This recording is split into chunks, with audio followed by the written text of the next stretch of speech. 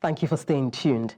Residents of the Chikakore Hillside Estate in the Kubwa district of Abuja say they remain in fear following abduction of 5 persons from the estate by suspected kidnappers.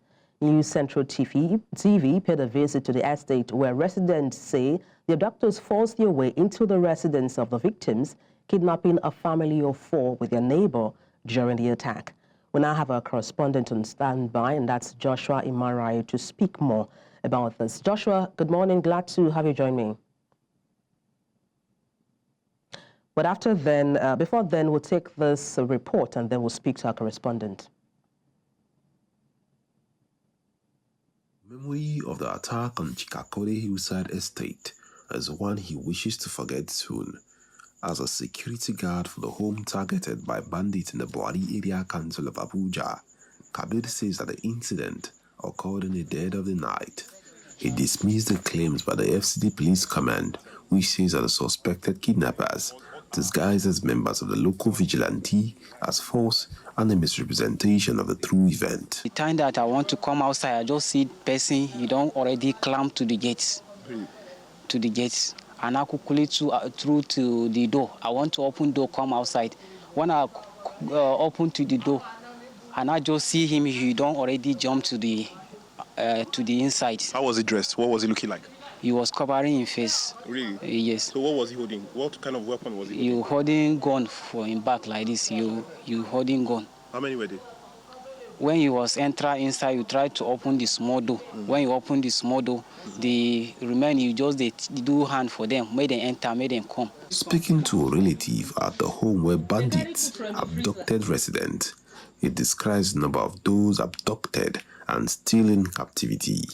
My Oga, his elder brother, my Oga's wife, and one son. The boy is in secondary school. And then one man from here.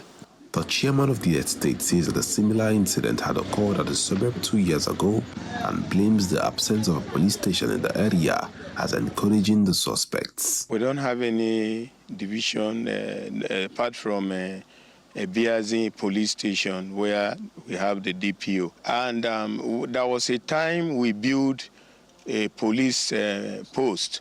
So after we finished, we are thinking it will be commissioned by giving us policemen.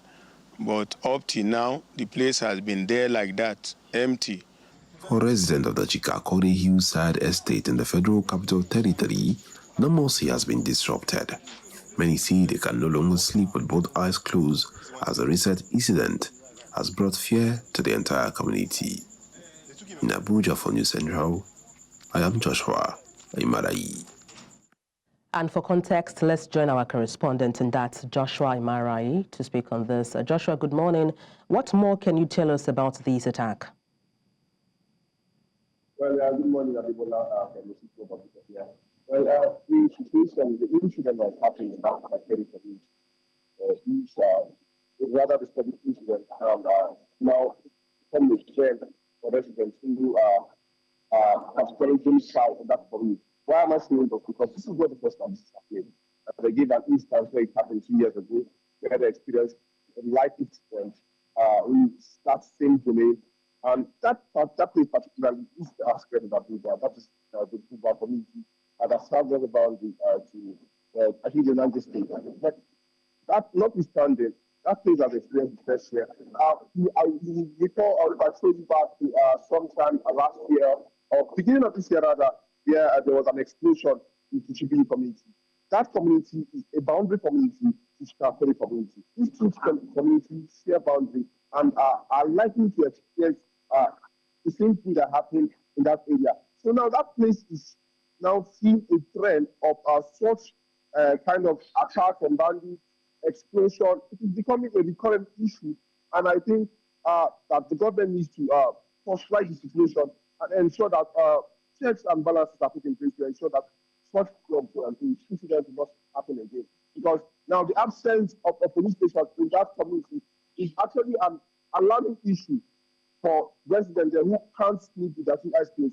They now rely on a local vigilante. You see how the situation has generated for them, according to what they say in that community. Well, Joshua, I wonder, has anyone in authority so far in that community said anything whatsoever regarding this incident? The only thing we have heard so far is the statement that we got from the SCT, the police command of the SCT, where they issued a first incident statement on what happened.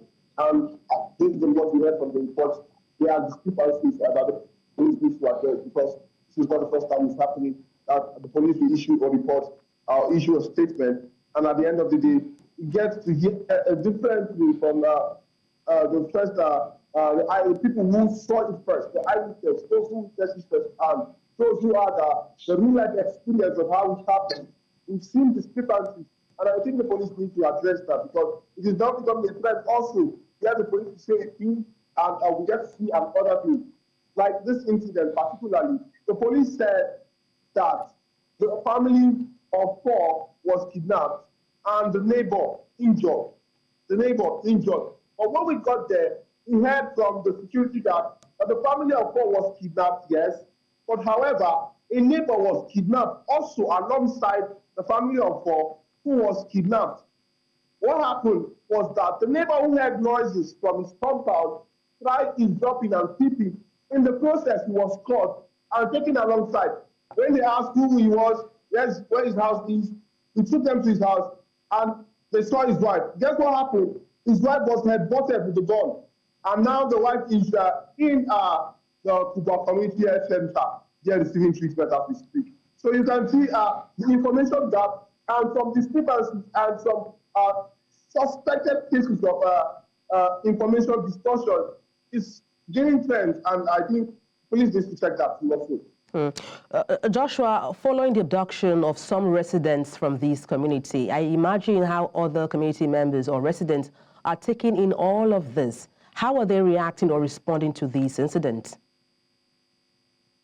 Well, particularly from my experience, I spoke to a man who has a newly built house in that area also. He told me that his wife is saying they should leave that community as soon as possible. One of the reasons why he's doubting that he's been skeptical about the entire thing is because he has invested all his life resources in that particular house. Now, he's now asking him where he would get money to rent a new house. Just imagine, people can't sleep with their eyes closed. Now, the fear, there's this looming fear of you being abducted before the next morning. Just imagine, for some residents there, this is the situation, and it is actually disturbing and traumatic, if I may say. Well, thank you so much for bringing context to this issue. Thank you so much for your reporting as well. Joshua Imarayi, our correspondent live in Abuja. Thank you, Joshua, and do stay safe.